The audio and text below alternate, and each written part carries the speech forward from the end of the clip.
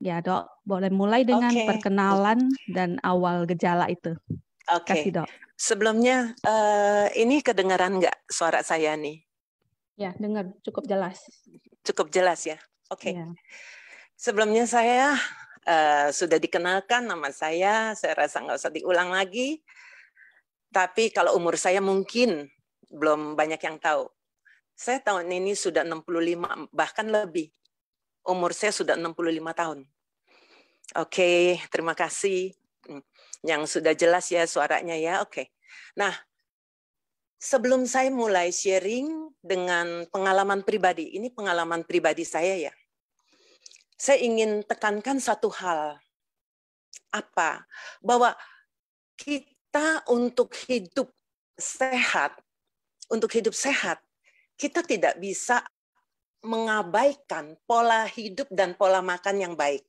Itu yang teman-teman harus ingat ya, bahwa kita jangan sampai istilahnya, alah, pokoknya aku begini, itu kan untuk nanti kalau orang yang udah tua.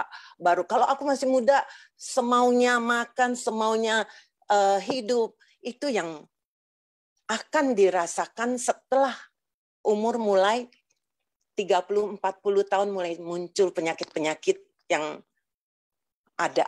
Karena itu, saya cuma tekankan jangan sampai teman-teman salah pengertian bahwa untuk mendapatkan hidup yang sehat, kita mulai dari muda. Sudah harus istilahnya pola makan dan pola hidup kita itu harus dijaga.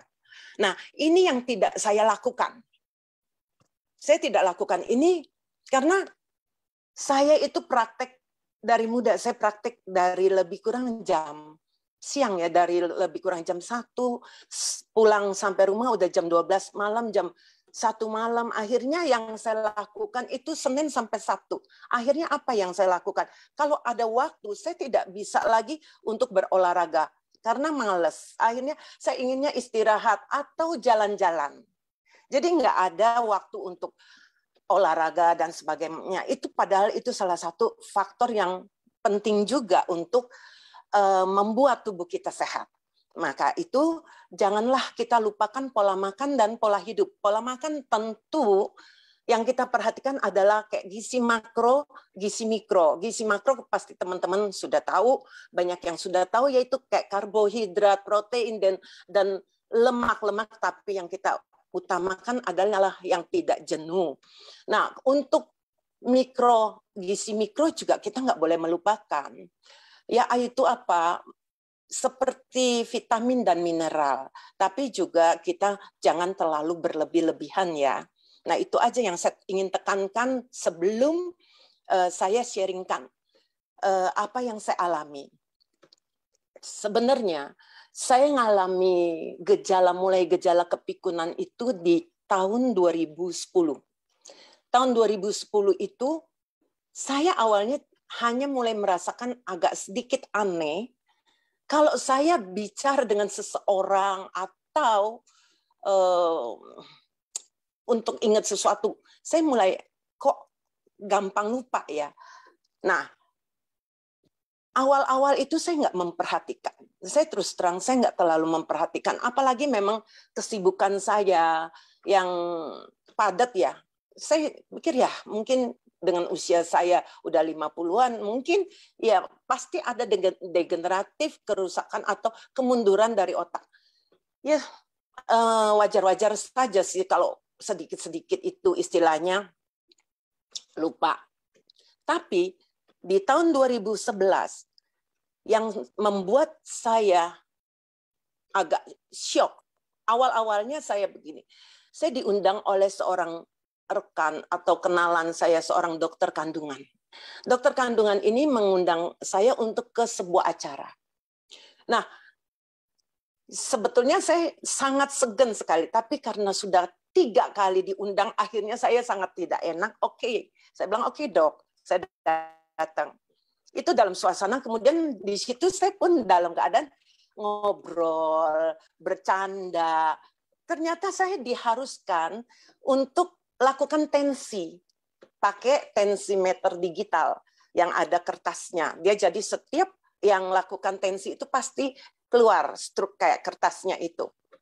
Waktu saya lihat struknya itu, kertasnya itu, saya kaget. Tekanan atas saya sistol 168, diastolnya 101. Saya kaget sekali. Kenapa? Saya tuh seingat saya nggak pernah hipertensi. Waktu saya muda malah saya cenderung ke hipo. Tekanan darah saya rendah. Makanya saya sampai nggak percaya, saya bilang, bisa diulang lagi, tolong diulang lagi untuk pemeriksaannya. Akhirnya dikasih ulang lagi, memang nggak beda jauh. Dari situ, nah saya sempat konsultasi ke internis, dan akhirnya saya periksa darah semua. Nah di situ saya baru tahu. Kolesterol saya tinggi, LDL saya tinggi, darah saya kental. Nah, di situ kalau teman-teman mau tahu, saya mulai di tahun itu, yang sangat saya rasakan adalah kepikunan saya. Pada saat saya parkir mobil, saya pernah lupa. Memang saya saat itu belum ngeh sekali bahwa saya ini sudah mulai kepikunannya parah. Jadi saya anggap biasa, saya udah parkir mobil, saya biasa masuk ke mall.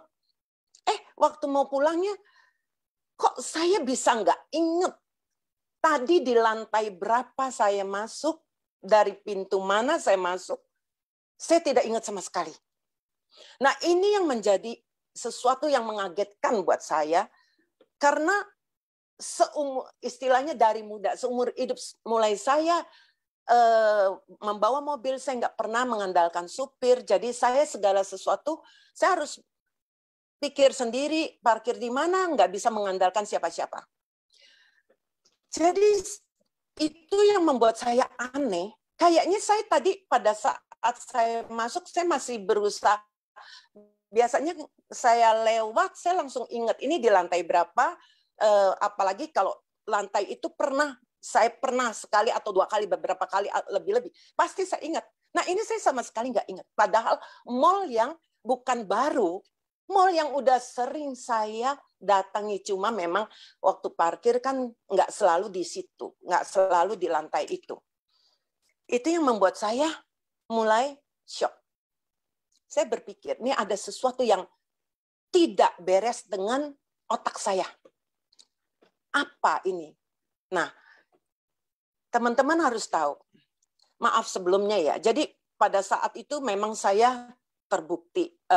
Saya mengalami selain demensia, kepikunan, LDL kolesterol saya tinggi, osteoporosis, hipertensi, GERD. Nah, kalau teman-teman bingung dong, kok dokter bisa nggak tahu sih sampai tensi dokter bisa begitu tinggi?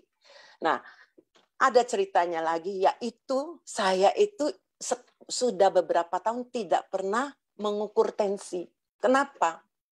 Karena pembuluh darah saya itu lagi sedang gampang atau rapuh, mudah pecah. Jadi pada saat saya tensi, cukup 2-3 kali tensi aja, apalagi kalau saya pakai tensimeter yang digital.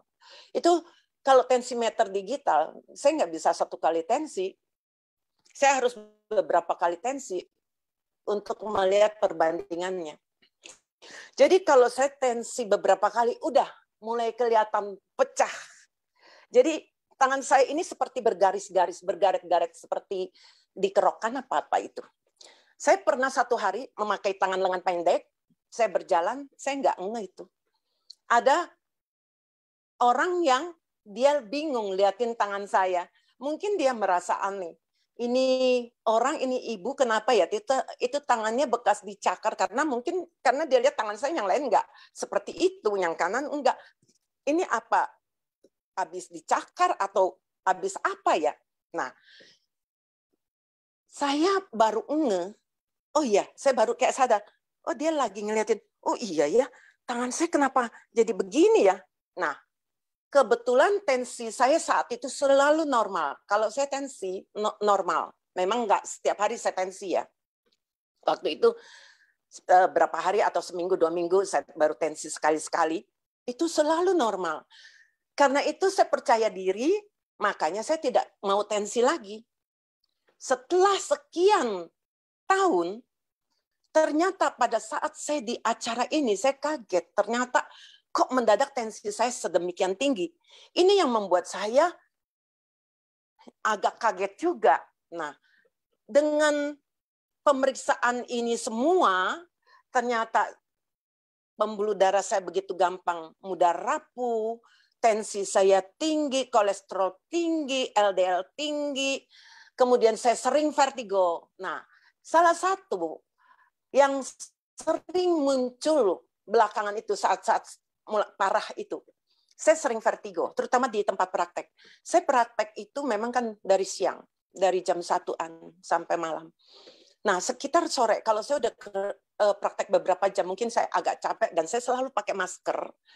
Mungkin itu juga mengurangi kadar oksigen saya. Nah, itu saya mendadak muncul vertigo.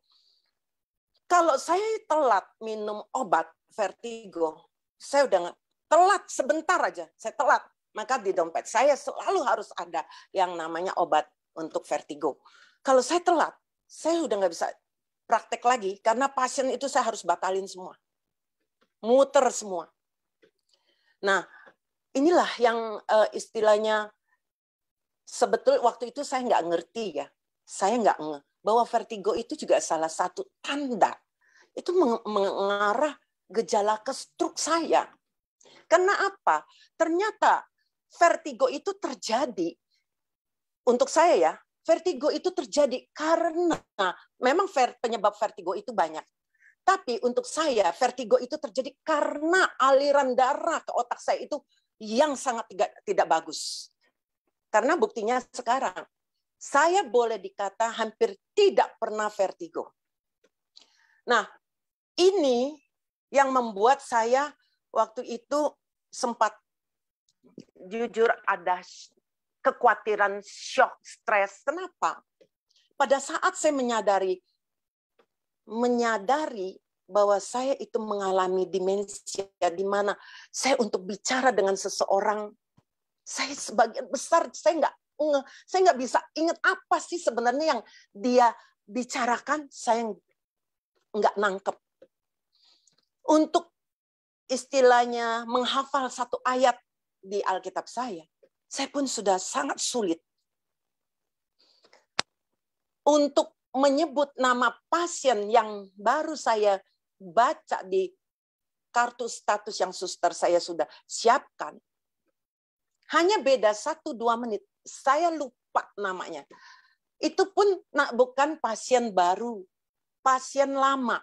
Padahal dulu pasien ini misalnya saya di luaran mendadak ketemu, saya bisa menyebut nama dia.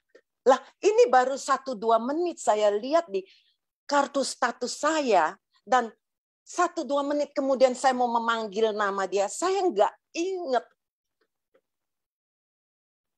Pada saat seperti itu, saya bicara dengan anak saya yang dokter. Saya tanya, ini kayaknya saya demensia. Menurut kamu di dunia kedokteran, apa obatnya? Ada obatnya apa untuk demensia? Ini kelihatannya mami demensia seperti ini, apa obatnya? Dan dijawab oleh anak saya, nggak ada. Saya kaget betul-betul, tidak ada. Memang sampai hari ini, obat untuk menyembuhkan ya, teman-teman, saya ingin katakan, untuk menyembuhkan, bukan mencegah. Kalau mencegah, katanya ada memang untuk demensia. Kalau teman-teman mengerti yang namanya menyembuhkan dan mencegah tentu berbeda. Misalnya orang ini punya tingkat kerusakan selnya misalnya sudah 80%. Kalau dia mengalami kesembuhan, itu misalnya menjadi tinggal 20%. Nah, itu mengalami kesembuhan. Walaupun mungkin tidak 100%. Tapi kalau mencegah berbeda. Kerusakan tingkat misalnya 50%, di tingkat 50%. Hanya diusahakan supaya jangan lebih naik jadi 60, ke 70, atau ke 80%. Tapi untuk menjadi ke 10, 20 nonsen. Nah, itu dia bedanya. Pada saat saya dengar anak saya bilang tidak ada obatnya, saat itu saya jujur, saya shock. Kenapa?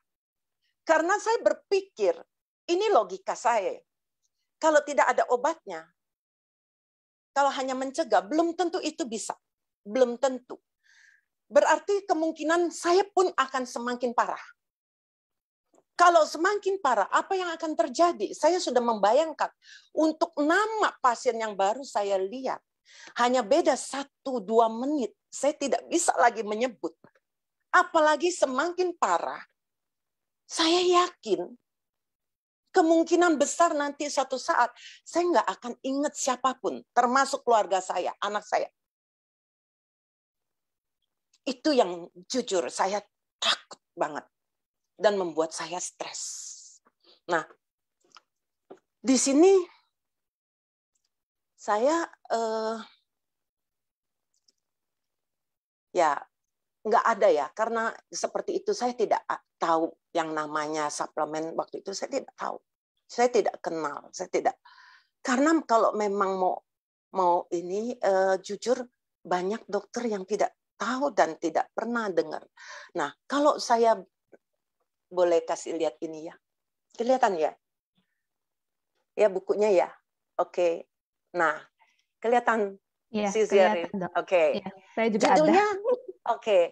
Nah, udah beli Sisyari. What your doctor doesn't know about nutritional medicine may be killing you.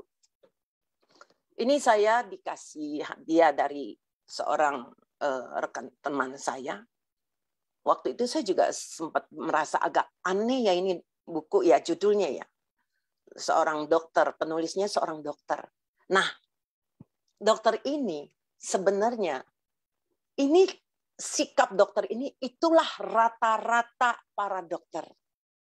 Tidak pernah percaya yang namanya nutritional supplementation. Nah, di sini mungkin saya ingin tekankan sedikit ya. Bahwa buat saya memang SOP UTSU itu mungkin izinnya itu di BPOM itu bukan sebagai suplemen, tapi sebagai makanan, ya. Tapi pengertian saya bahwa yang namanya suplemen itu adalah tambahan di luar makanan kita yang sehari-hari. Jadi tambahan yang bisa memberikan apa? Membantu untuk kesehatan kita. Nah, buat saya SOP UTSU ini adalah tambahan juga, suplemen juga. Walaupun untuk istilah BPOM bukan di situ, tapi ini adalah tambahan, nutrisi. Jadi pengertian saya adalah nutrisi tambahan ya. Nah, jadi teman-teman tahu apa yang Dr. Ray ceritakan di bukunya. Nanti teman-teman bisa beli, yang penasaran boleh beli itu. Di sini Dr. Ray ini dia bercerita bahwa dia itu seorang dokter yang sangat tidak percaya dengan yang namanya nutritional supplementation.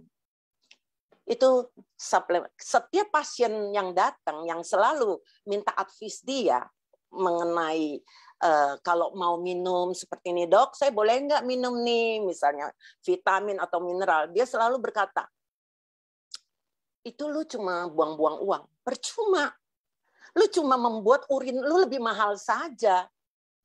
Nah, kenapa Dr. Ray berkata, memang untuk dokter istilahnya graduating physician itu hanya mungkin tidak lebih dari 6% yang pernah istilahnya dapat formal training in nutrition, itu tidak lebih dari 6%. Jadi sebagian besar itu tidak mengerti. Tidak mengerti. Ini kata Dr. Ray ya, bukan kata saya ya, sorry ya. Baca di bukunya Dr. Ray. Nah, makanya Dr. Ray akui bahwa dia sendiri juga tidak pernah mengenal atau tidak pernah mengerti mengenai nutritional supplementation ini. Maka dia selalu berkata, tidak ada gunanya. Selalu berkata tidak ada gunanya. Nah, Dr. Ray sendiri kalau tidak mengalami secara pribadi, dia tidak akan mungkin bisa percaya. Ini terjadi dengan istrinya.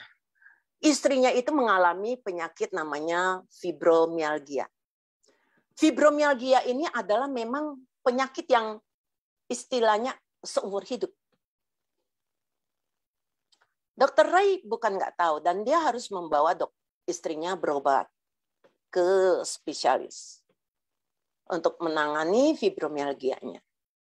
Otomatis dikasih obat, terus makan terus.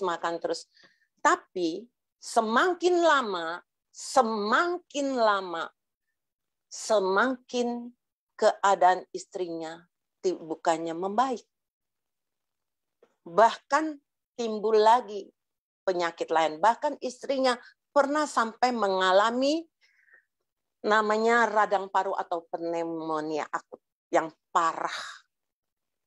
Setelah itu juga dia mengalami yang namanya alergi, ya, asma. Semua penyakit yang makin timbul pasti akan diberi lagi obat, tambahan obat. Apa yang terjadi? Dr. Ray melihat dengan matanya sendiri. Ternyata semakin hari istrinya semakin parah, bahkan sampai tidak bisa bangun dari ranjang, hanya mampu bangun 2 jam. Itu dalam keadaan siapa? Istrinya ini masih muda, bukan sudah nenek-nenek yang sudah 70 tahun. Anaknya pun masih kecil-kecil. Ini yang membuat Dr. Ray merasa, jujurnya, merasa putus asa. Padahal istrinya menikah dengan Dr. Ray, mengharapkan kesehatan dia semakin membaik. Karena punya suami dokter. Ternyata Dr. Ray tidak bisa mengatasi problem kesehatan istrinya. Karena itu, Dr. Ray sempat putus asa. Tidak tahu lagi apa yang harus dia lakukan buat istrinya. Dia sudah kemana-mana juga. Konsul ke beberapa dokter. Sampai suatu hari, datanglah seorang teman keluarganya yang bercerita kepada istrinya bahwa suaminya juga mengalami yang namanya pneumonia. Nah, penyakit yang sama yang diderita oleh istri Dr. Ray. Karena itu teman dari keluarganya ini tanya, mau nggak kamu coba deh, mau nggak kamu coba dengan ini nutrisi. Ternyata istrinya tahu banget kelakuan suaminya ini yang selalu mengatakan tidak ada guna. Kalian itu cuma istilahnya cuma dibohong-bohongin aja. Saya mengerti sekali loh. Belum lama, kira-kira mungkin bulan kemarin ya, berapa minggu yang lalu.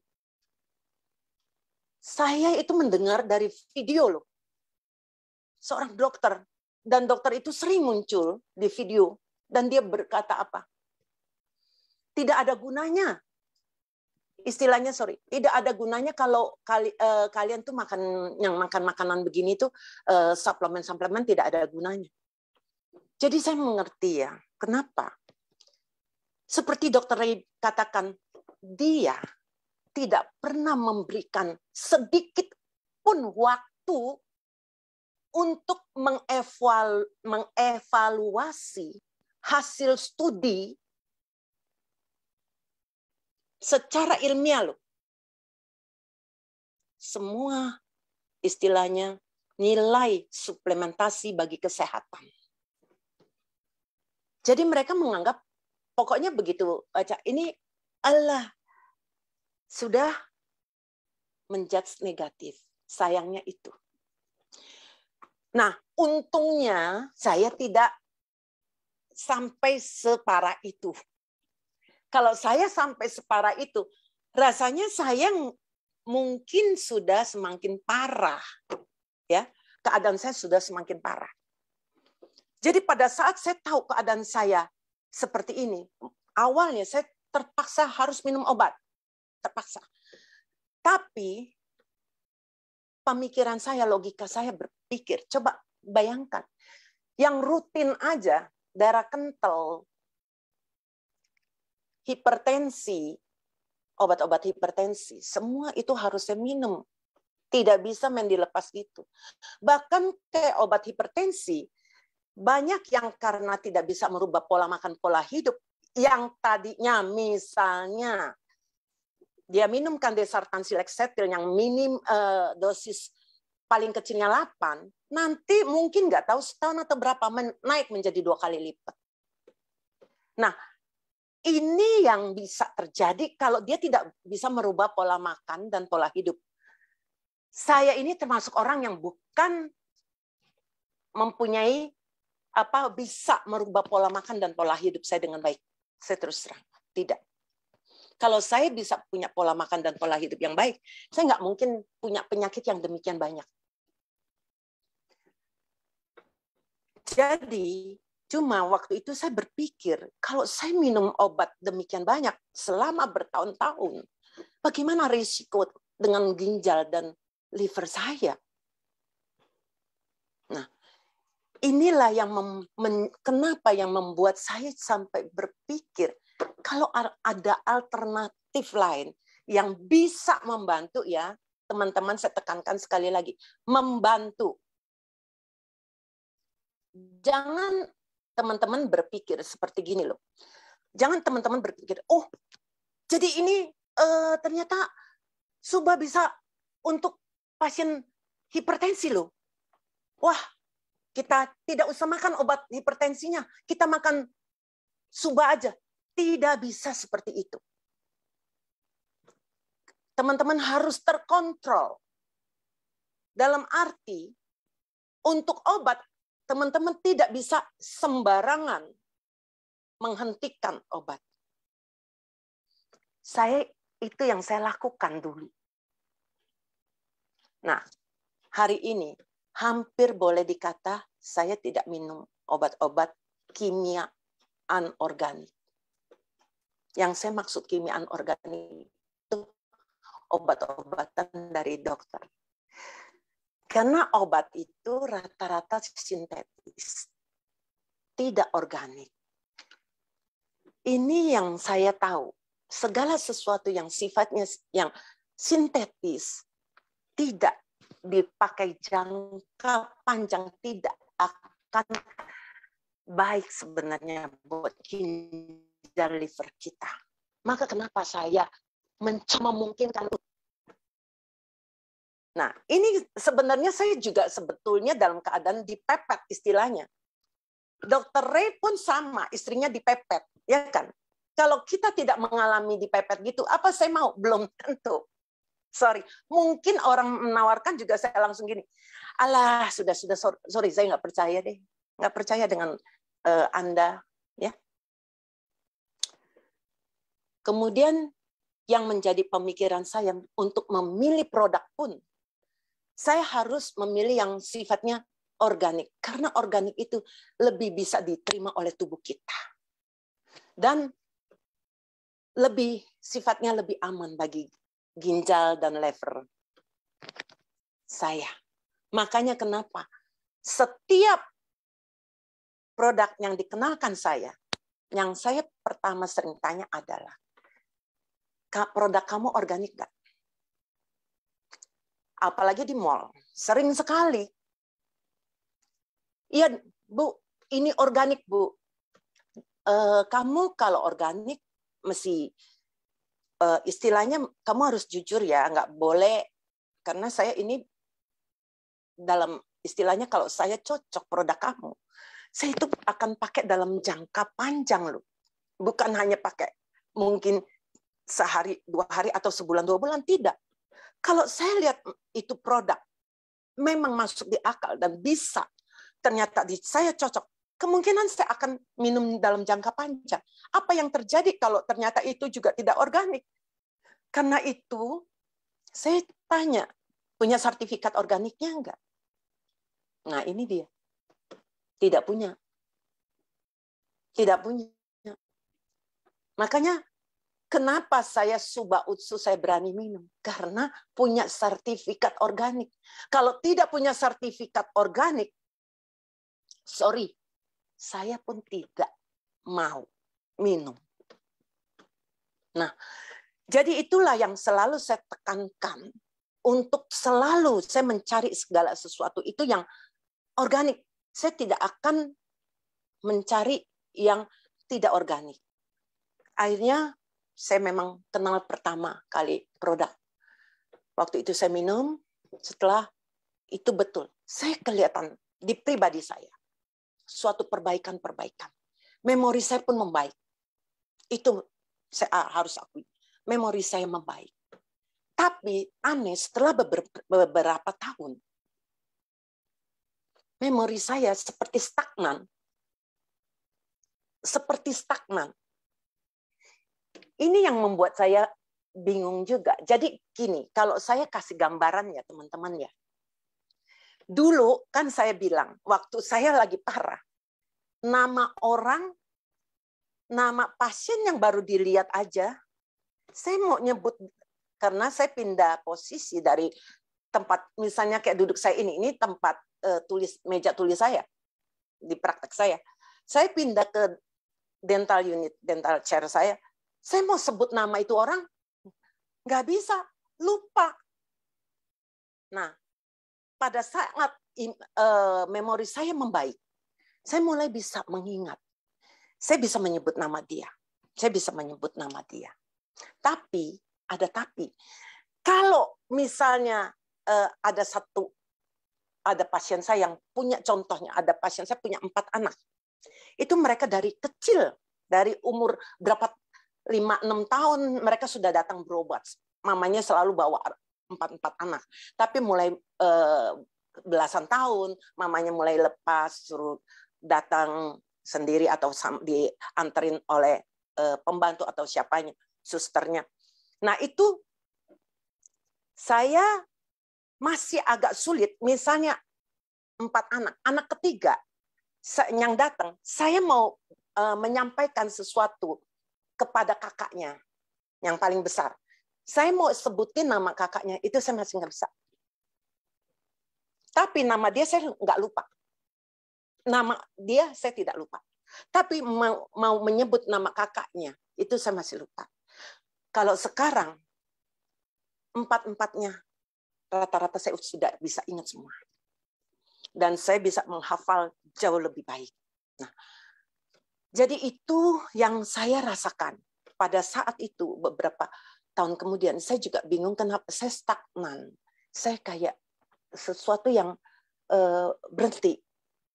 Nggak berkembang lagi. Nggak ada perkembangan yang membaik lagi. Sampai suatu hari, saya dikenalkan SOP. Padahal SOP itu, SOP 100 ya waktu itu, 2019. SOP 100 waktu itu dikenalkan. Saya tidak mau. Karena saya pikir saya nggak perlu lagi. Jadi yang mencoba datang ke rumah saya berkali-kali, sampai berapa bulan, dia coba datang. Ini kebetulan. Kebetulan sekali saya ini, ya itu kenalan lah ya, teman dari saudara saya. Berkali-kali menawarkan untuk datang bertemu, terus terang saya tidak mau.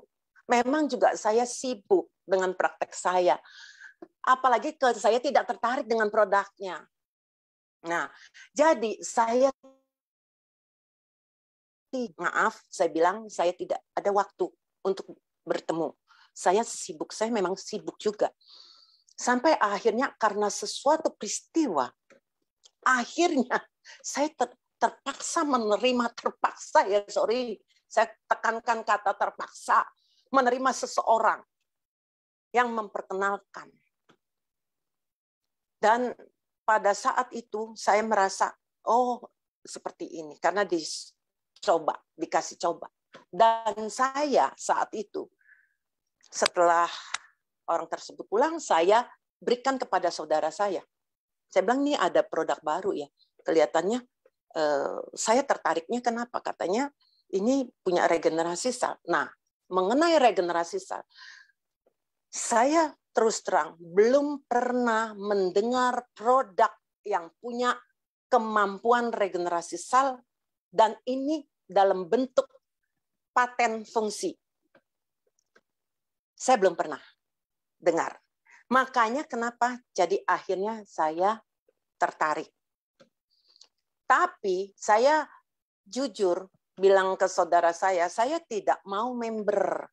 Saya tidak tertarik, apalagi jalanin bisnisnya. Saya bilang, saya sibuk dengan praktek saya. Jadi saya bilang saudara saya, mendingan kalau kamu mau, silakan kamu yang member. Saya tidak mau member. Nah, saya cuma mau sebagai user. Ternyata setelah saya coba beberapa bulan, saya mulai memperhatikan kemampuan daya ingat saya semakin membaik.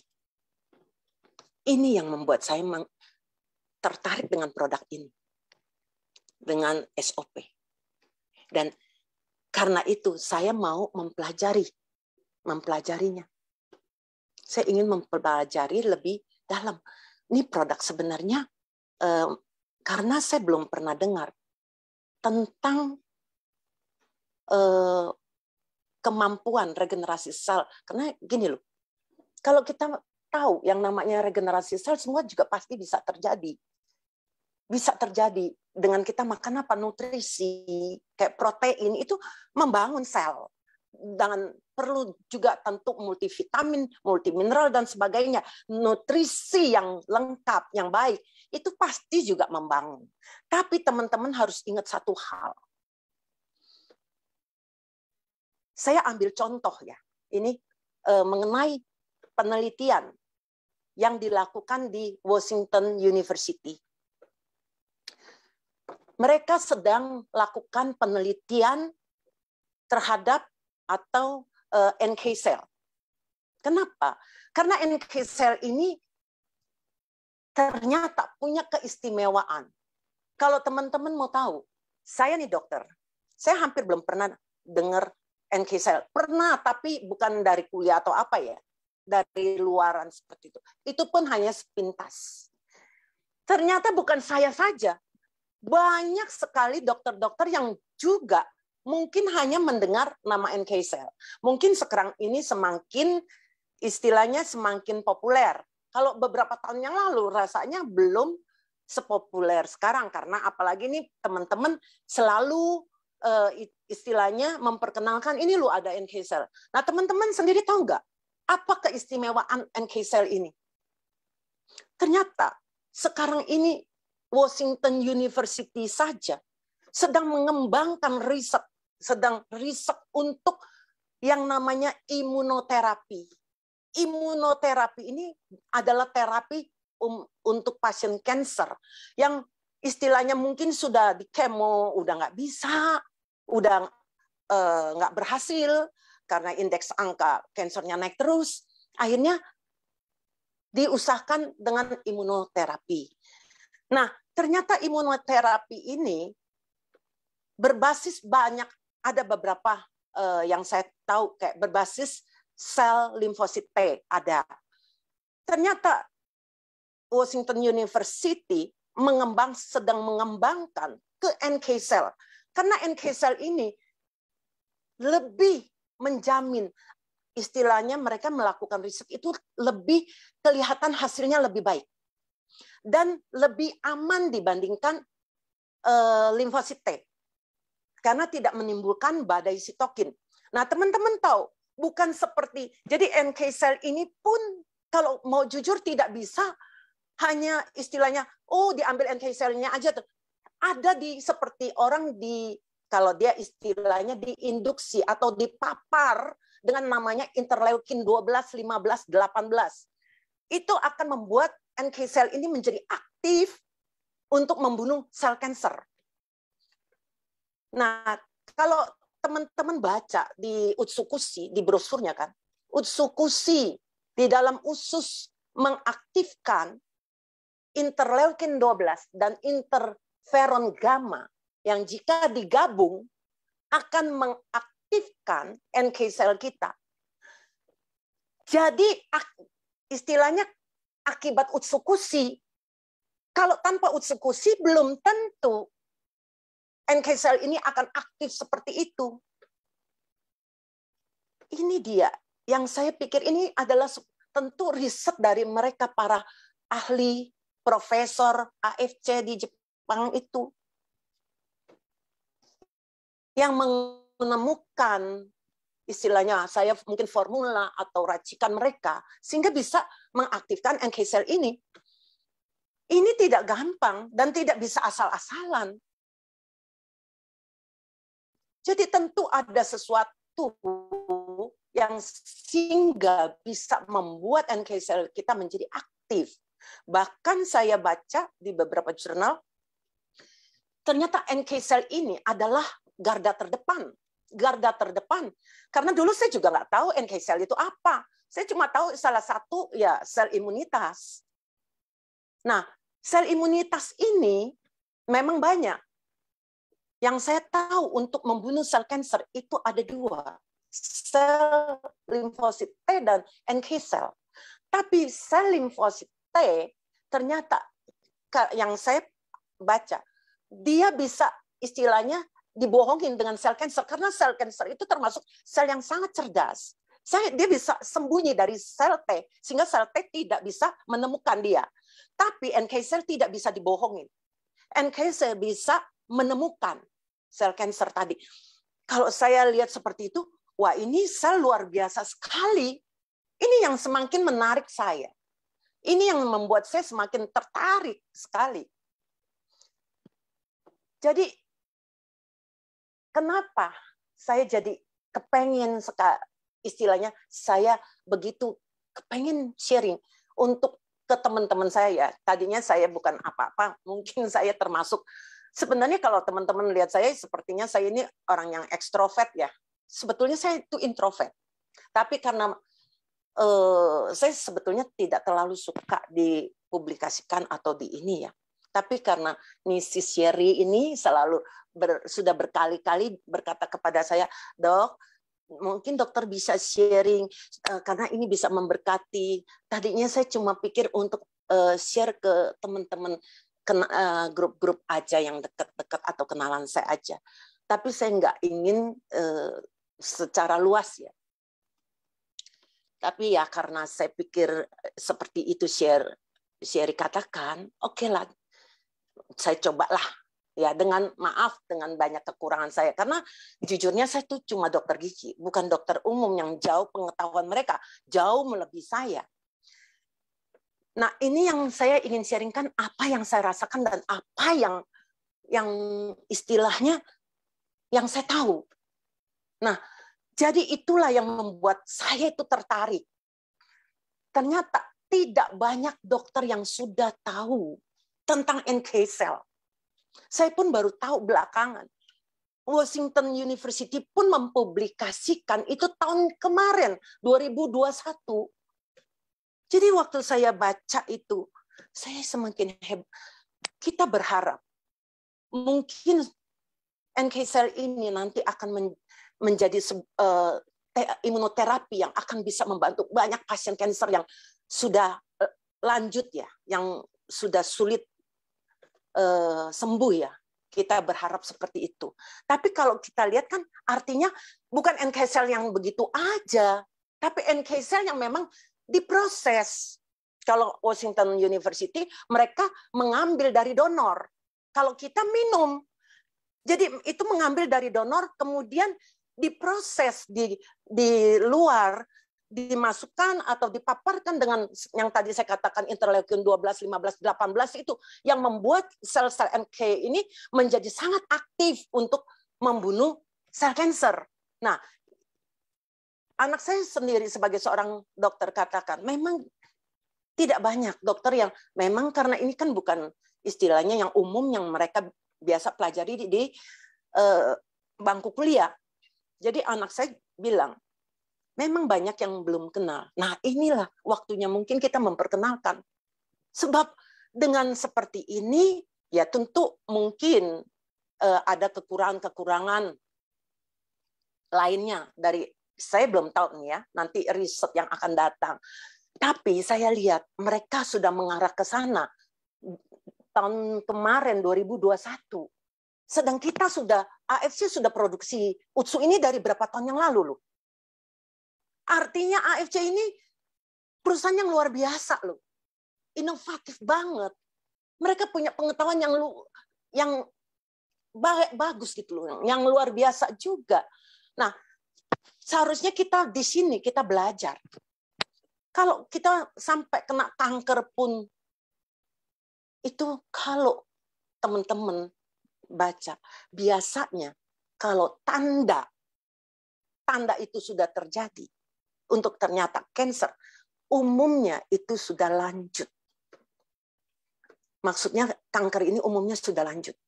Nah, kalau kanker itu sudah lanjut, apakah pasti bisa ditolong atau diobati, sembuh? Kemungkinan besar juga belum tentu. Kemungkinan besar tidak. Nah, kenapa saya bilang? Kalau teman-teman ini tahu NK cell ini bagaimana dia itu garda terdepan, lebih pintar.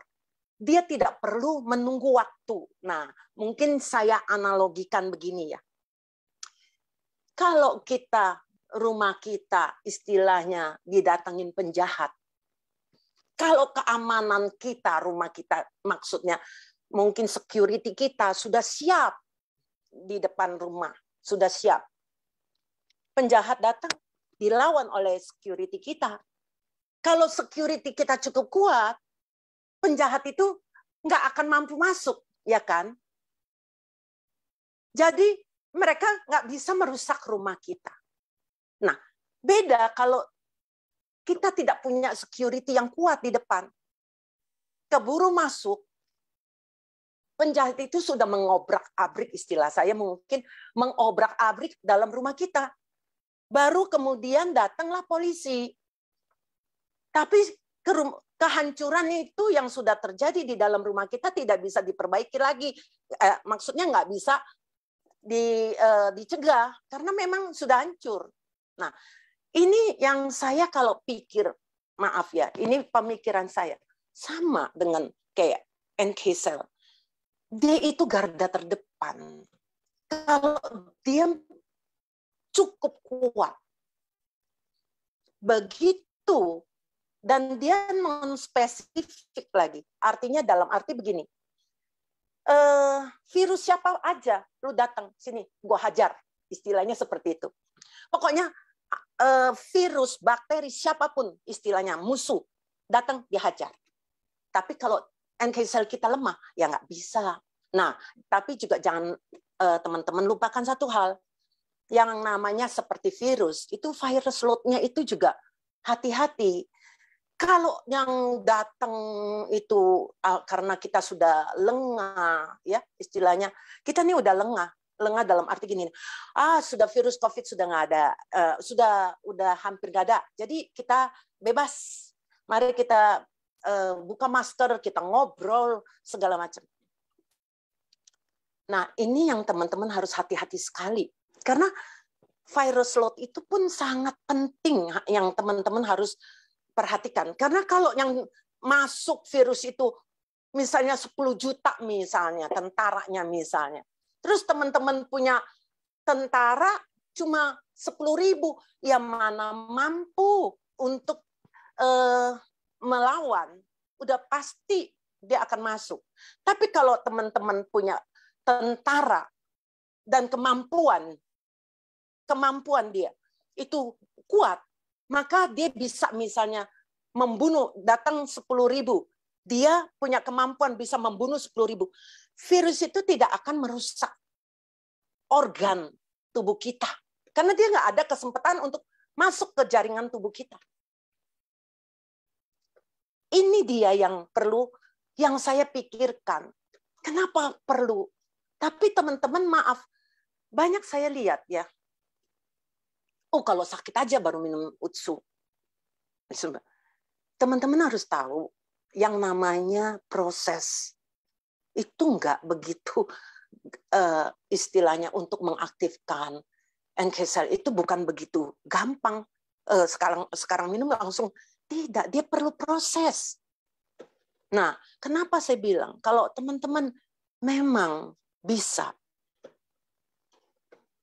mungkin satu saset atau enggak setiap hari atau ini secara sering kontinu, itu sangat membantu.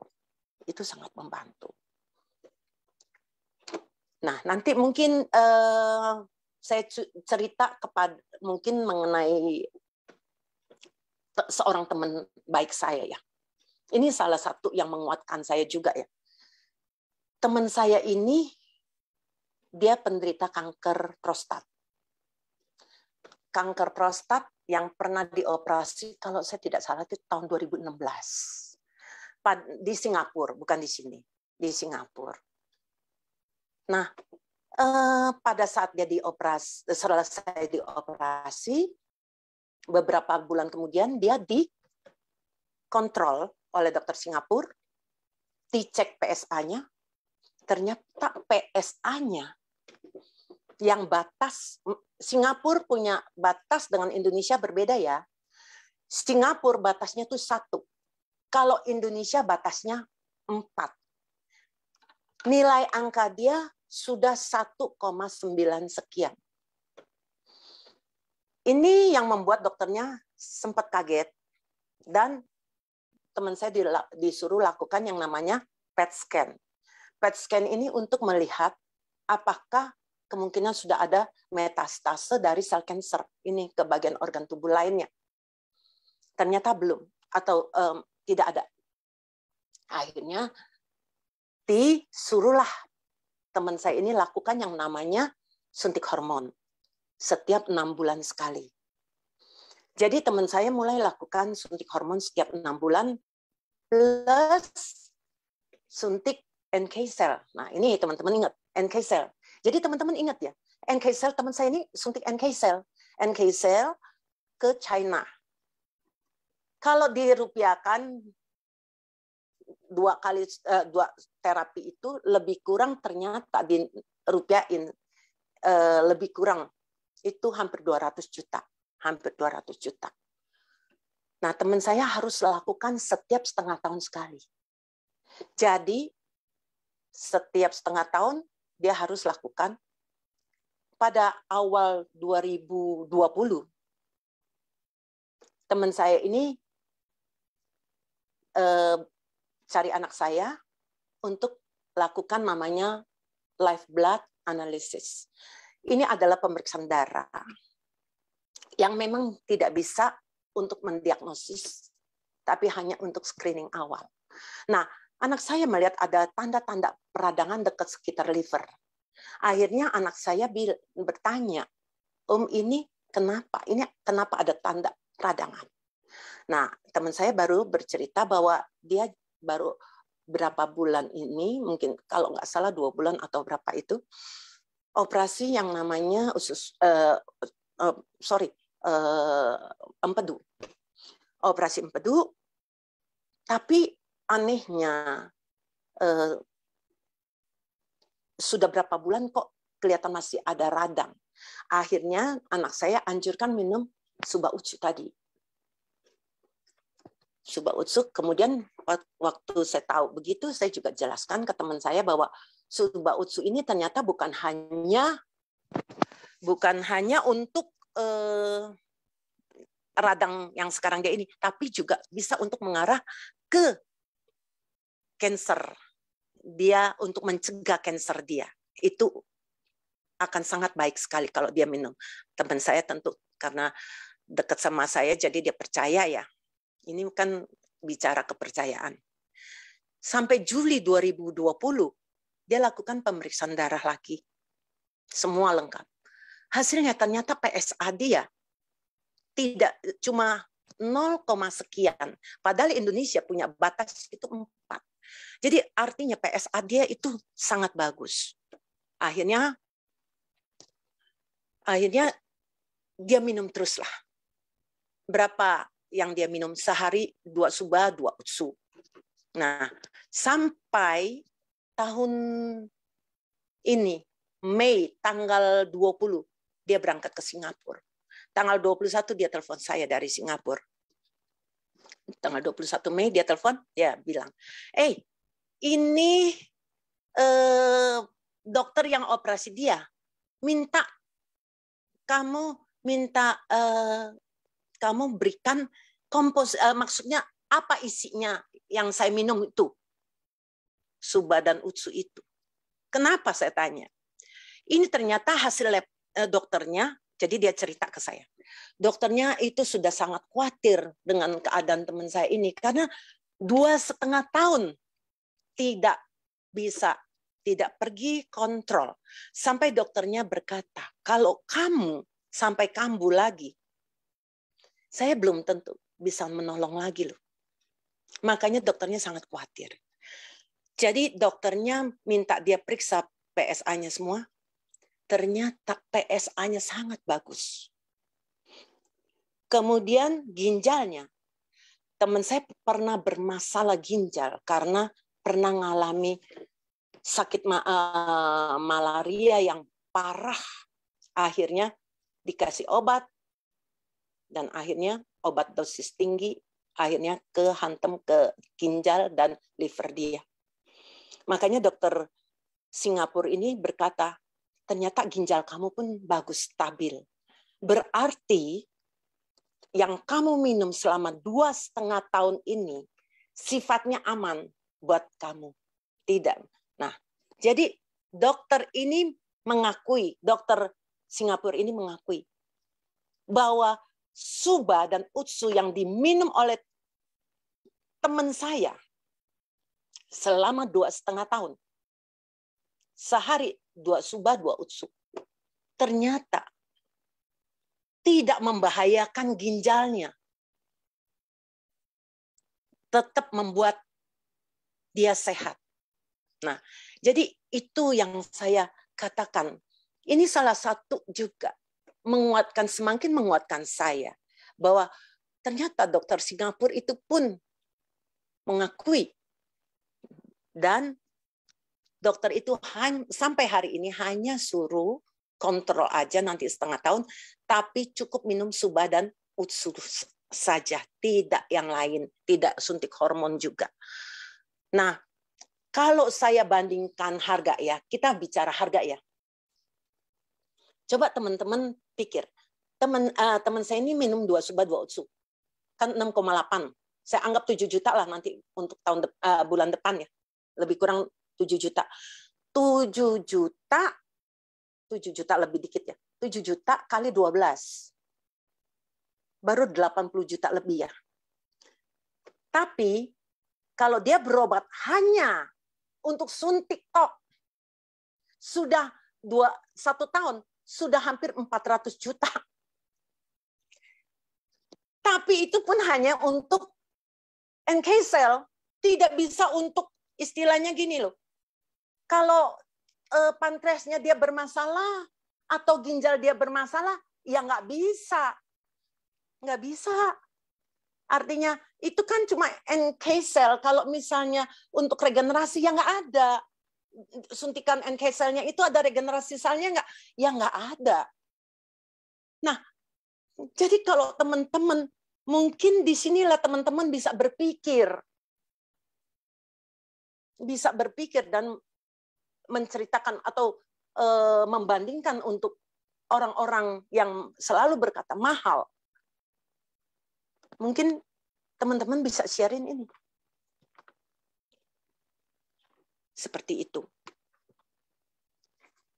Jadi murah ya. Oke.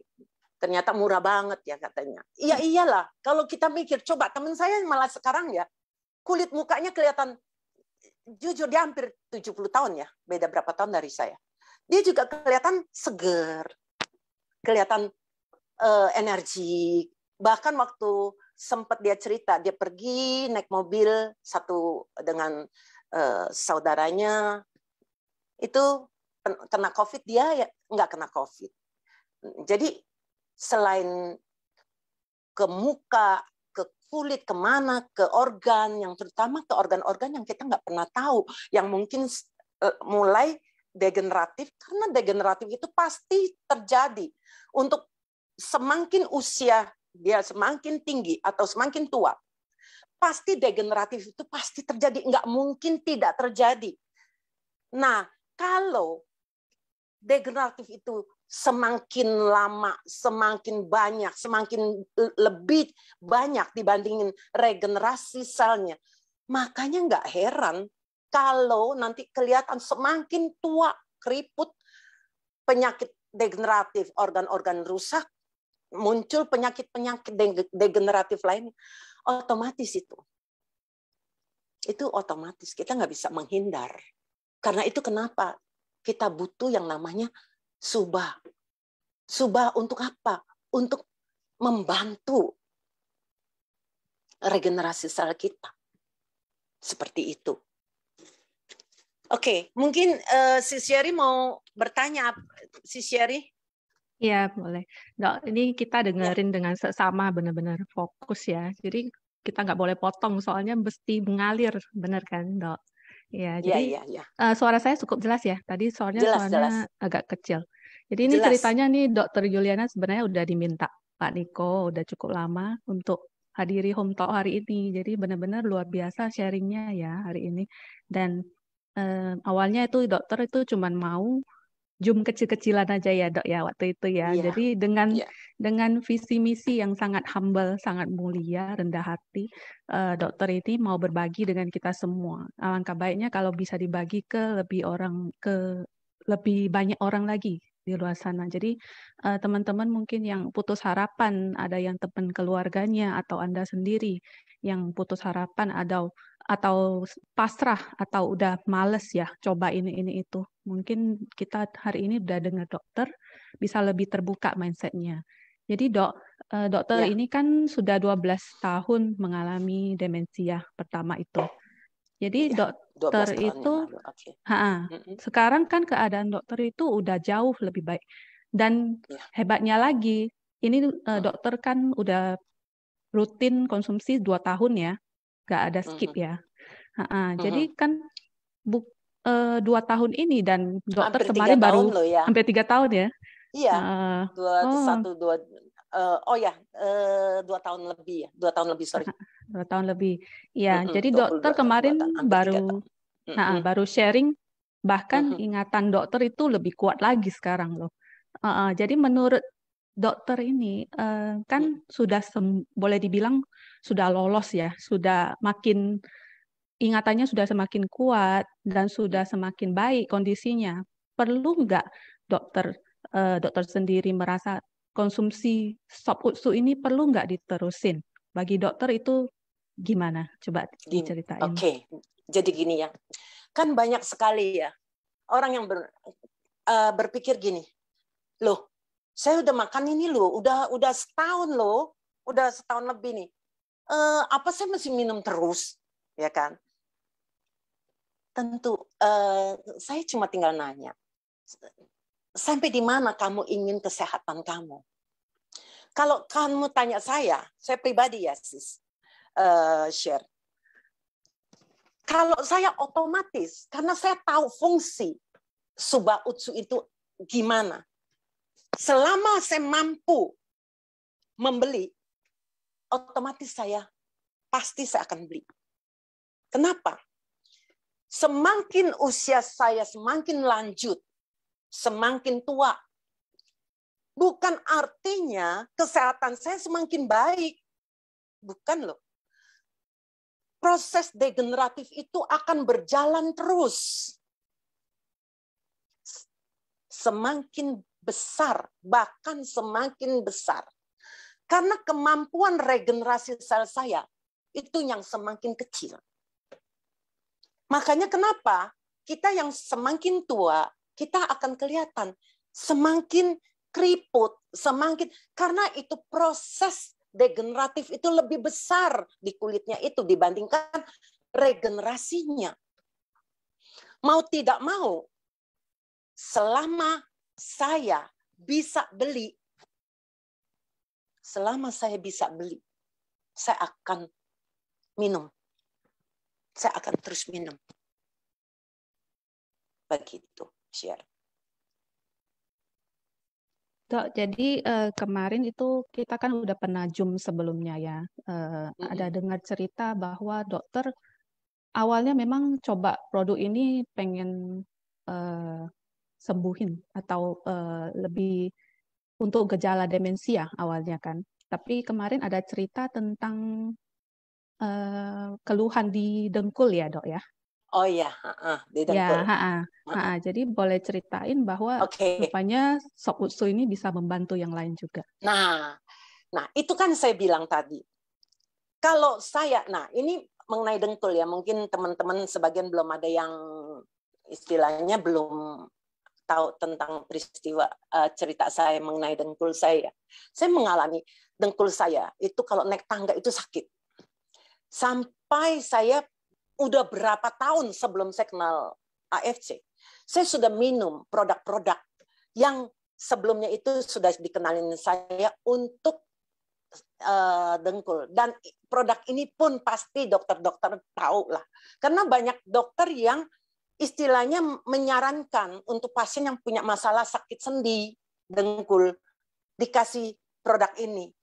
Nah, itu juga saya sudah minum beberapa tahun. Tapi tidak ada efek yang saya rasakan membuat dengkul saya tidak sakit. Sampai akhirnya saya juga berusaha pakai yang lain-lain lagi deh ya.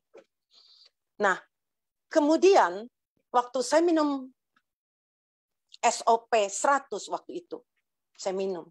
Saya nggak tahu berapa bulan, tapi rasanya sih cukup lama, 6 bulan.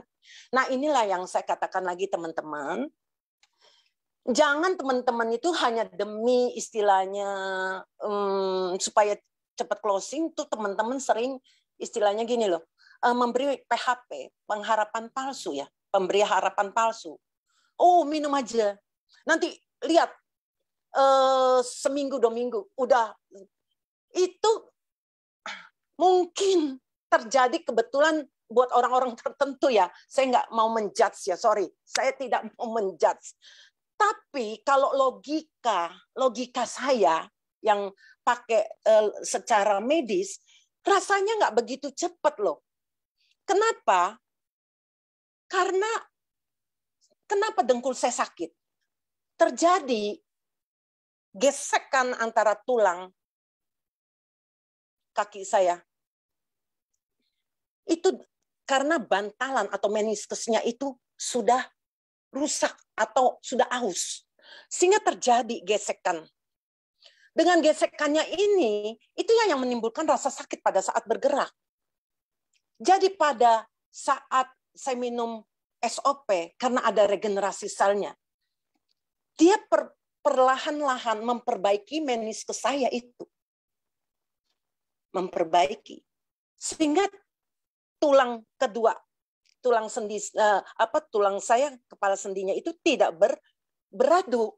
Makanya itu yang membuat rasa sakitnya hilang.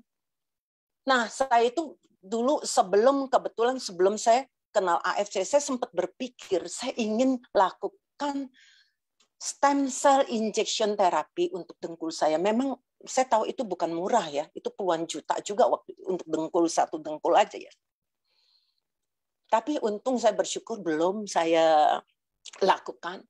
Ternyata saya minum SOP sudah hilang. Nah, coba teman-teman pikir deh. Saya minum bukan hanya untuk demensia saya semakin membaik, dengkul saya semakin membaik. Coba, udah berapa keuntungan yang saya dapat. Itulah yang saya bilang. Tapi jangan, sorry ya, teman-teman itu jangan terlalu overclaim. Hati-hati. Karena jangan sampai kita ini boleh istilahnya semangat, tapi jangan sampai berlebihan sampai kita sembarangan ngomong. Wah, kanker kamu minum ini. Pasti sembuh. Dan apalagi stadiumnya udah 4. Dokter aja sudah angkat tangan. Itu hanya bisa kalau Anda sertai dengan doa jadi mujizat. jadi sembuh, kankernya hilang. Kalau untuk saya, sorry, saya ini dokter, harus lebih realistis ya melihat. Nggak bisa sembarangan asal-asalan ngomong. Ini yang saya, jujur saya takut. Bahkan kalau saya lihat banyak istilahnya testimoni yang buat saya kayaknya sedikit sesuatu yang nggak masuk akal saya. Kadang-kadang saya jujur, saya juga agak segen ya untuk share. Karena kalau saya yang share lebih celaka lagi. Karena saya dokter, wah ini dokter overclaim. Kadang-kadang saya juga jujur agak takut di situ. Agak nggak enak. Jadi kadang-kadang saya juga agak berpikir. Jadi maka kenapa saya bilang, teman-teman boleh semangat. Tapi juga jangan lebay. Jangan overclaim. Sampai orang akhirnya nggak percaya. Malah akhirnya orang sangat tidak percaya. Kenapa tidak percaya? Karena itulah terlalu overclaim yang tidak pada tempatnya. Seperti itu. Ya, oke. Oke, Dok. Boleh diceritakan, dokter ini kan makannya konsumsi udah 2 tahun lebih ya. Itu takarannya gimana tuh selama ini dari awal hingga sekarang? Kalau awal saya jujur aja cuma 1 SOP, 1 UTSU. Belakangan aja karena apa? Karena SUBA itu mengandung fruit flow. Nah, saya perlu fruit flow, kenapa? Karena saya hipertensi. Saya perlu fruit flow karena sarden peptide. Fruit flow untuk mencegah penggumpalan, sarden peptide-nya itu yang untuk. Jadi SUBA itu bisa punya paten selain membantu, walaupun sifat dia seperti aspirin, tapi teman-teman ingat ya, dia itu tidak sekuat aspirin. Jadi jangan seperti, misalnya saya waktu awal itu kelihatan hiperagregasi trombosit. Jadi saya nggak bisa misalnya, oh ini SUBA ya, misalnya saya baru mau minumnya. Oh SUBA bisa istilahnya mencegah darah kental. Oke, kalau gitu setiap hari saya minum 1 SUBA, saya continue minum. Hati-hati ya. Kalau dia tidak cukup, karena saya lihat yang diterangkan Profesor Asim, sejak kita menelan SUBA itu, fruit flow ya, sorry, di sini Profesor Asim katakan fruit flow ya, itu 3 jam, itu kelihatan efek antiplateletnya. Tapi 18 jam kemudian dia sudah kembali ke normal. Nah, teman-teman harus ingat, jadi dia ada waktu, hanya durasinya berapa jam, sekian jam, itu teman-teman jangan anggap ini bisa menjamin Anda tidak, darahnya jadi nggak kental. Kekentalan itu pun sangat tergantung. Karena kalau kita periksa darah, itu ada yang namanya ADP1, ADP2, ADP5, ADP10. Itu berbeda-beda. Jadi kalau Anda itu terlalu kental sekali, mungkin bukan 1 SUBA, mungkin bisa 4 SUBA baru bisa membantu. Tapi malah saya jujur, saya nggak berani Anda langsung minum seperti itu, lebih baik di-combine dengan misalnya ada suplemen lain yang sifatnya untuk, karena saya minum itu. Saya tidak minum aspirin waktu saya ngalami yang namanya hiperagregasi, saya tidak minum yang namanya aspirin Plavix itu, saya nggak minum. Jadi saya minum dari nutrisi, suplemen. Dan ternyata itu yang membuat saya sampai hari ini saya punya agregasi itu normal. Bahkan kalau saya minum lebihan dikit, saya pikir ini gara-gara ini pernah sumbatan di otak saya seperti begini. Saya lebih cenderung ke arah hipo. Saya tambahin, memang betul jadi hipo lebih normal, bukan normal, tapi hipo ke arah normal sedikit. Tapi masih hipo. Nah, jadi itu yang saya alami pribadi. Jadi tapi nggak bisa, karena kita harus tahu keadaan kita. Sama seperti misalnya orang hipertensi, orang darah tinggi. Nggak bisa loh, misalnya dia main dikasih obat, dosis pertama yang kecil, kemudian dinaikin, karena nggak mempan, dinaikin lagi. Nggak di situ terus, bisa dinaikin lagi. Nggak mempan, dinaikin lagi. Demikian juga dengan kolesterol. Jadi tidak dengan istilahnya dosis yang sekian pasti menjamin dia punya kolesterol normal. Tidak. Itu sangat tergantung juga sampai seberapa keparahan atau beratnya atau kolesterolnya. Sama dengan subah. Nah, saya tekankan satu lagi. Mengenai kolesterol, jangan mentang-mentang di UTSU itu mengandung yang namanya lactic acid bacteria.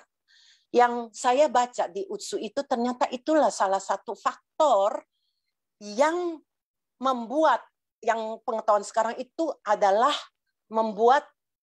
membantu menurunkan kolesterol. Membantu menurunkan kolesterol. Terus jangan teman-teman berpikir gini nih, yang kolesterolnya udah tinggi apalagi. Kalau gitu saya minum UTSU aja, nggak usah minum obat kolesterol. Wah, ternyata kolesterolnya tinggi lagi. LDL-nya mungkin 100, misalnya kolesterolnya 250 atau 300. Dia minum 1 UTSU. Waduh, itu mah gawat. Itu bisa berbahaya. Ya. Jadi hati-hati. Ya, hati-hati sekali. Jangan berpikir hanya mendengar, oh ini salah satu bisa menurunkan kolesterol, tidak lagi artinya tidak memperhatikan takaran yang cukup. Terus stop obat. Itu yang tidak boleh sembarangan. Oke? Oke, share? Oke, Dok. Ada lagi? Jadi, boleh. Ada itu kalau beda orang demensia, gejala demensia dengan orang yang contohnya nggak perhatian. Ada kan dikirain ini gampang lupa, gampang nggak perhatian, itu, oh saya kena gejala demensia. Itu apa bedanya, Dok? Bisa lebih detail? Jadi sebenarnya gini, sebetulnya ada orang yang acuh, nggak ada perhatian. Dia bukan demensia. Contohnya paling gampangnya, anak saya persis sebelum pandemi di bulan Maret, pertengahan Maret itu saya mulai tutup praktek. Diumumkan saya mulai tutup praktek. Sebelum itu, mungkin di awal Maret atau ini saya masih keluar. Itu saya yang nyetir mobil. Anak saya ini jalan. Anak saya 2 orang jalan. Dia jalan duluan. Dia jalan ya udah. Saya pulangnya anak muda, mungkin kakinya lebih cepat ya. Dia jalan dulu lagi. Jalan dulu, saya pikir dia udah ngerti ke tempat parkiran.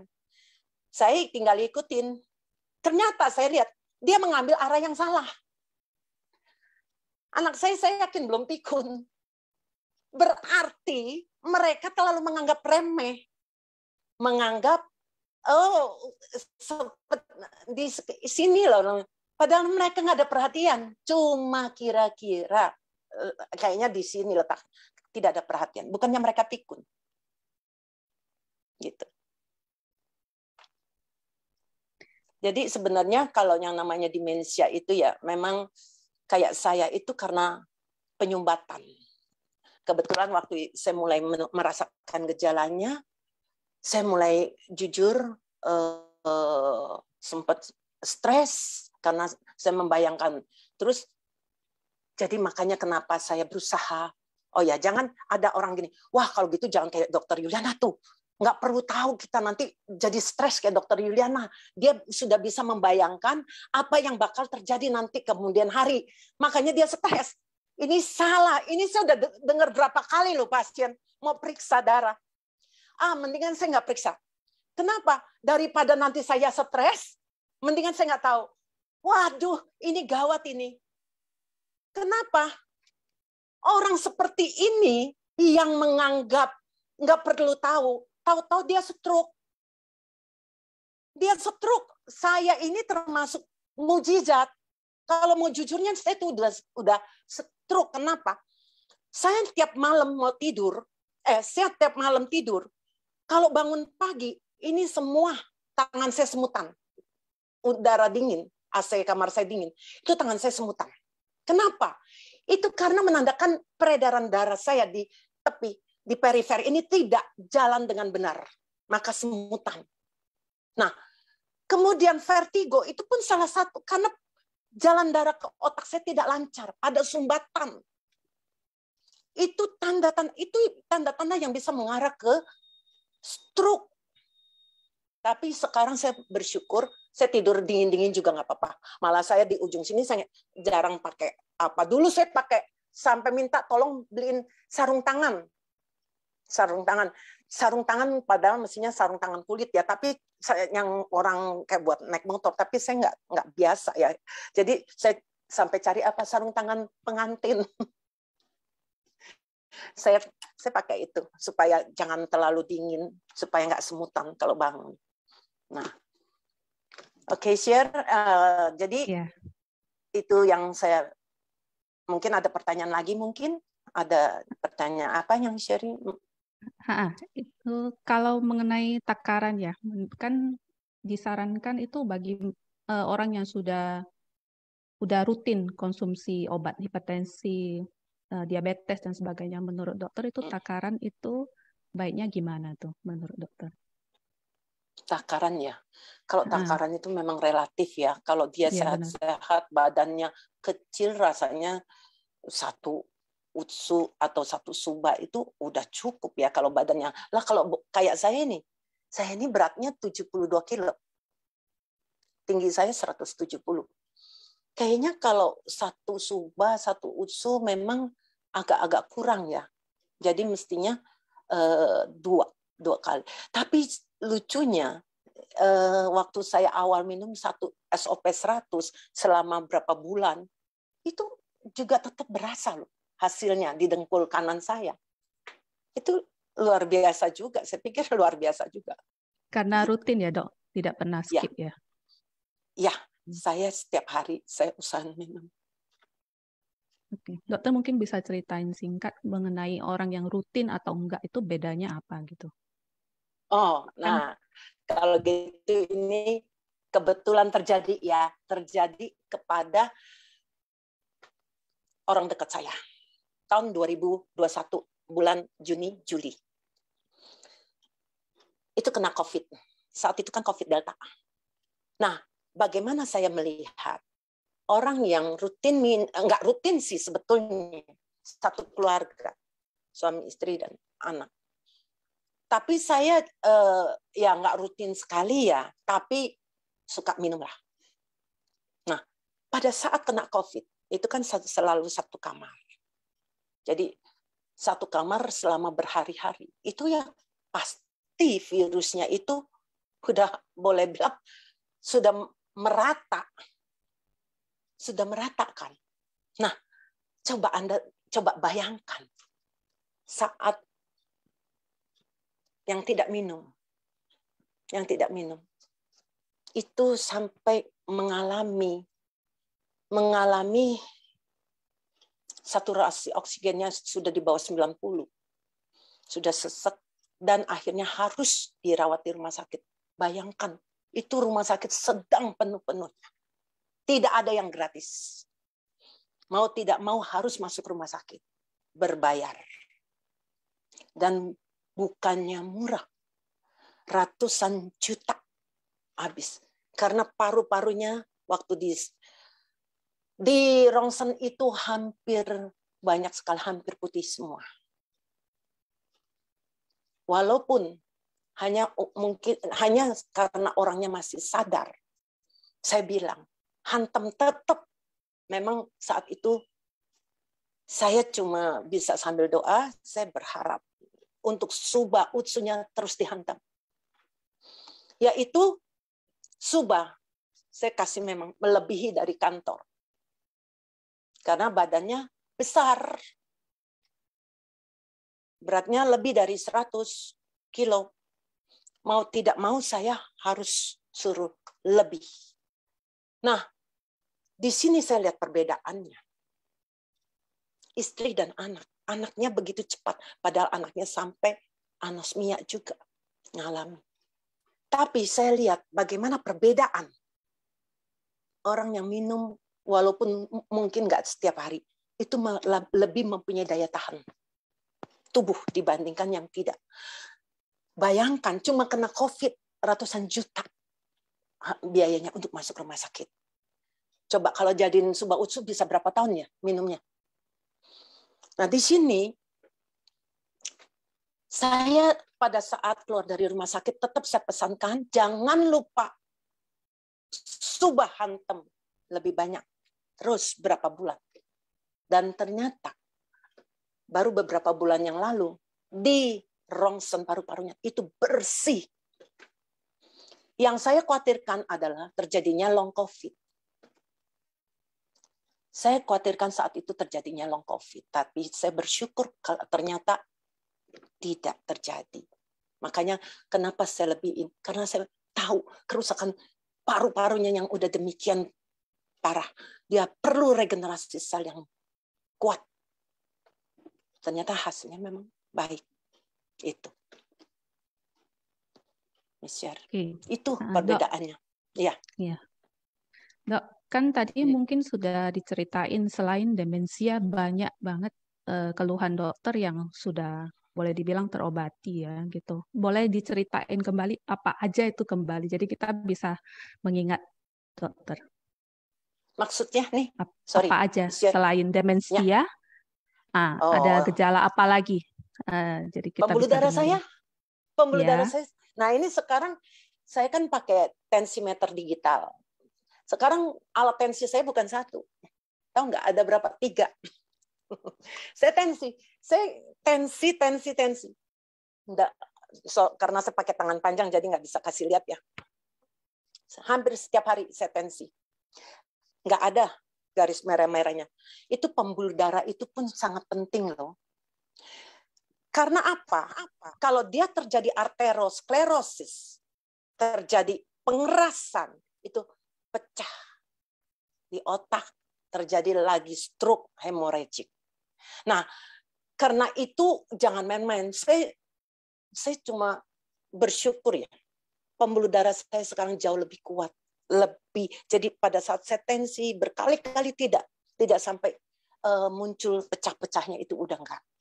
Kemudian GERD saya juga sudah lebih jauh membaik. Dulu setiap saya makan, asam lambung saya bisa naik sampai ke hidung. Pernah sampai, aduh.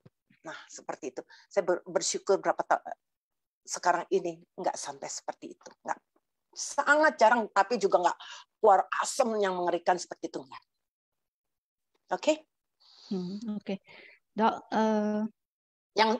vertigo kan tadi udah sempat saya bilang juga kan, vertigo juga vertigo. boleh hari ini saya baru dengar ya kalau orang vertigo itu kira-kira itu gejalanya mungkin aja pembuluh darah itu nggak lancar ya, itu sesuatu, jadi mesti dicek tuh benar-benar ya. Vertigo banyak, penyebabnya banyak. Jadi salah satu kelainan keseimbangan juga. Saya punya, justru kalau saya masih kecil itu kelainan keseimbangan. Jadi waktu saya vertigo, saya nggak memperhatikan, saya nggak berpikir itu adanya sumbatan. Justru setelah mulai saya baru mengeh, oh ini ternyata vertigo saya. Karena setelah saya peredaran darah saya lancar, semua membaik, vertigo saya hilang. Nah, jadi saya di situ mengerti bahwa saya itu bukan karena kelainan keseimbangan saya yang kambuh, tapi adanya sumbatan. Dan sumbatan di otak saya itu semakin membaik, itu yang membuat memori saya mulai membaik. Oke. Dok, kita kan mendengar itu cerita semua orang sakit ya, banyak yang dengan keluhan. Jadi itu orang sakit udah pasti harus konsumsi. Jadi menurut dokter kita yang sehat-sehat gitu, kenapa harus konsumsi Sop Utsu ini? Oke. Kenapa kita mesti konsumsi? Terutama kalau yang sudah istilahnya sudah mulai di atas 40 ya. Karena setiap hari miliaran sel kita itu mati. Nah, miliaran sel mati kalau tidak diganti secara perlahan-lahan, semakin banyak yang mati dan tidak diganti. Suatu saat kematian sel yang sedemikian banyak dari organ itu, itulah yang akan menimbulkan penyakit degeneratif. Penyakit yang terjadi karena memang kerusakan dari sel kita. Apakah kita mau tunggu sampai sel kita rusak? Nah, banyak yang berkata gini, Allah doa, saya tuh minum ya subah sebulan 2 bulan, nggak merasakan apa-apa tuh. Banyak nggak? Pernah nggak dengar gitu? Saya nggak merasakan apa-apa, nggak ada rasa apa. Saya sampai kadang-kadang saya jadi tertawa juga ya. Memang kamu mau ngerasain apa? Sekarang begini, waktu misalnya Anda itu misalnya ada yang kena sakit ginjal. Pada saat pertama itu nggak mungkin dalam 1 hari ginjalnya langsung rusak, langsung harus cuci darah, nggak mungkin.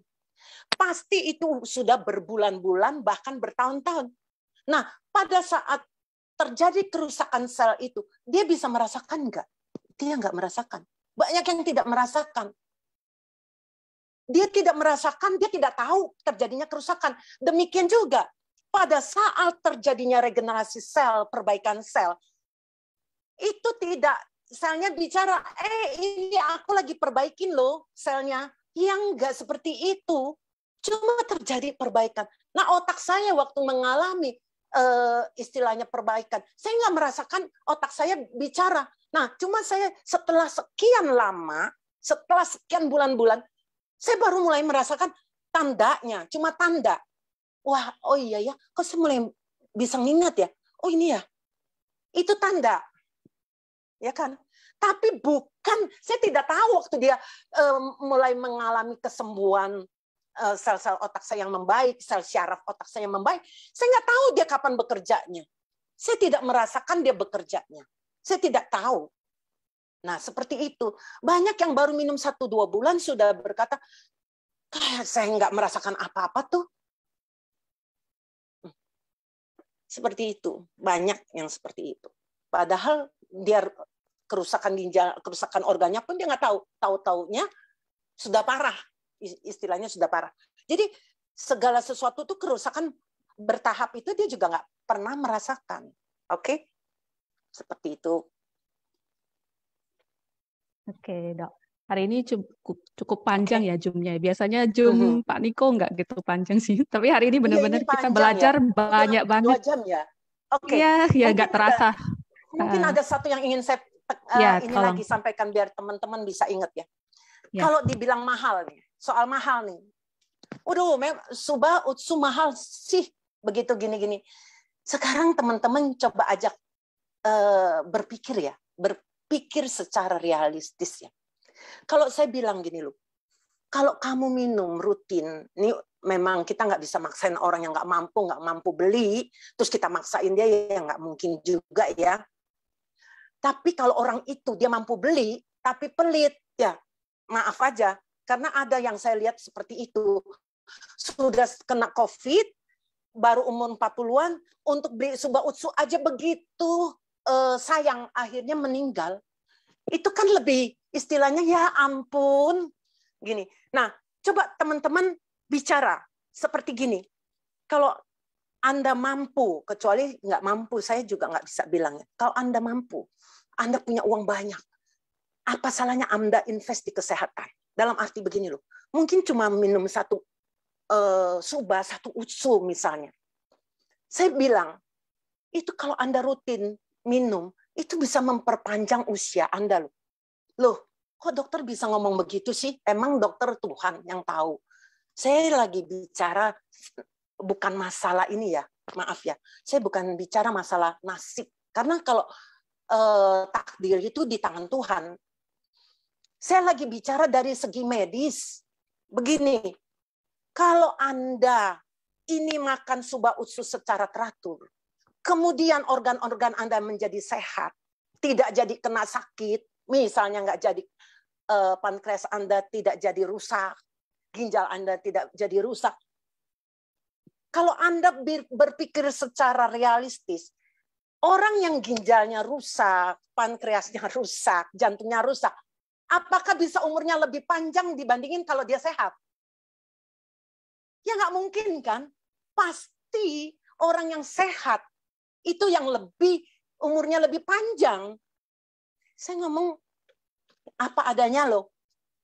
Bener nggak, share? Jadi kalau dia sehat, pasti dia lebih panjang. Kecuali mendadak dia ditabrak mobil, mati. Itu saya nggak bisa ngomong. Tapi kalau dari segi medis, dibandingin kalau dia kena kencing manis berat, kena sakit jantung, kena sakit ginjal parah, ya pasti umurnya nggak mungkin sepanjang kalau dia sehat. Itu maksud saya. Padahal orang sampai berani mengeluarkan, misalnya kalau kena kanker, berapa M, asal bisa sembuh. Dia berani keluarin. Ya kan? Berapa M dia berani keluarin. Tapi ini untuk invest kesehatan kita. Untuk beli tas yang mahal, mereka berani. Ratusan juta berani. Tapi untuk invest kesehatan belum tentu. Ada yang belum tentu berani. Wah itu sih, saya bilang itu, sorry ya, rugi buat diri dia. Itu. Belum lagi yang namanya anti-aging. Kalau kita lihat UTSU. Bagaimana orang sampai harus suntik DNA salmon untuk supaya wajahnya itu kelihatan jadi lebih muda, ya kan? Terus biayanya berapa? Bukan main itu. Nah, kalau kita minum UTSU, selain membuat, walaupun tentu tidak secepat orang suntik, ya kan? Tapi tentu ada perbaikan. Bagaimana dengan kulitnya, bagaimana dengan bukan hanya kulit, tapi imun dia jauh lebih baik, lebih tahan, supaya tahan terhadap penyakit, terhadap sel kanker, bagaimana NK sel dia semakin mampu membunuh, begitu ada sel kanker, dia langsung bisa membunuh, jadi belum terjadi kanker. Itu kan banyak sekali keuntungannya. Ya, oke. Masih ada? Dok. Oke. Ada kata-kata penutupan nggak untuk Zoom malam ini? Gitu ya, kalau kata-kata saya cuma bilang, mungkin teman-teman bisa belajar di sini. Kita bersyukur di perusahaan AFC. Karena sampai hari ini jujur, ada perusahaan-perusahaan yang meniru-niru seperti AFC. Tapi kalau kita mau jujur, kita tentu harus melihat produknya itu bagaimana, quality control-nya gimana, ya kan? Itu nggak gampang untuk menghasilkan produk yang luar biasa, yang artinya begitu baik. Itu nggak gampang. Jadi, saya katakan, kita bisa di AFC, kita bersyukur. Bisa minum produknya, lebih bersyukur lagi. Jadi, kalau teman-teman bisa, silakan. Ya, paling enggak ada minum. Jangan tunggu, wah sakit. Apalagi kanker baru saya mau minum. Kemungkinan juga terlambat. Oke? Begitu ya. Oke, share. Oke, dokter, hari ini kita belajar banyak ya. Pun kita belajar itu cara-cara jawabin pertanyaan calon member juga. Sebenarnya banyak banget di sini. Dan kita lebih belajar produk, lebih mengenal produk lebih dalam. Jadi hari ini luar biasa sekali sharing dokter kita. Jadi nggak ada overclaim, nggak ada yang ditambah-tambahin, nggak ada yang dikurangi. Benar-benar asli yang beliau alami sendiri. Jadi nggak ada overclaim di sini.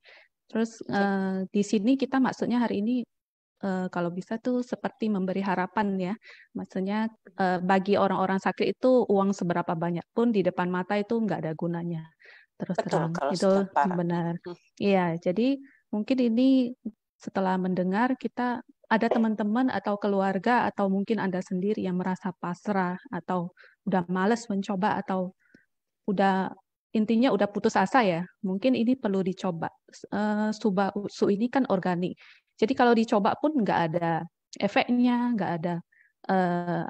nggak seperti obat kimia lah. Kalau jangka panjang itu merusak organ-organ tubuh. Jadi kalau kita bisa mencoba dan rupanya sembuh atau baikan, nah itu kenapa enggak kita coba. Dan teman-teman jangan lupa untuk rutin konsumsi ya, seperti yang dokter bilang tadi. Segalanya itu boleh hemat ya dok ya. Kesehatan tuh nggak boleh. Ya, Yes, paling nggak beli seharusnya tas, nggak gitu. boleh beli Iya, nggak beli baju banyak-banyak itu nggak apa-apa toh. iya, iya, Ya, yang penting kesehatan tuh paling penting. Jadi, iya, terima kasih sharing hari ini sangat-sangat berkesan ya dok ya. Oh ya iya, dokter ini sama-sama. mungkin ada yang mau nanya-nanya lagi yang tapi dokter tadi ada kasih tahu saya kalau misalnya ada yang mau ditanyain boleh hubungi Instagram saya atau Mungkin yang nanti saya berhubungan dengan saya ya. bantu. Tapi kalau Ya, untuk yang umum, saya harus ngomong terus terang, saya bukan dokter umum. Saya hanya dokter gigi. Yang kebetulan saya ini suka membaca. Jadi walaupun bukan bidang saya suka membaca. Apalagi kalau sekarang ini saya tertarik kepada Subah Utsu seperti ini. Jadi saya tertarik untuk lebih, kalau punya pengetahuan yang lebih, saya baca gitu ya. Tapi untuk penyakit-penyakit ini saya belum tentu bisa menjawab lo ya. Jadi oke aja tapi kalau saya nggak bisa menjawab mohon maaf karena saya jangan sampai memberi harapan palsu harapan juga ya palsu. buat yang lainnya ya. Harapan Ya, palsu ya. ya Oke. benar-benar. Iya. Ya dokter, Oke. mungkin nanti di lain kesempatan kita bisa zoom bareng lagi Baik. kan, Baik, baik. dokter. Terima kasih atas Baik. waktunya malam ini ya, cukup Ya, panjang hari ini. sama-sama ya teman-teman. Oke, semoga sukses semua Terima kasih ya. semuanya. Oke, Tuhan Ya, berkati semuanya. ya, God Oke. bless, thank you. God bless. Yuk.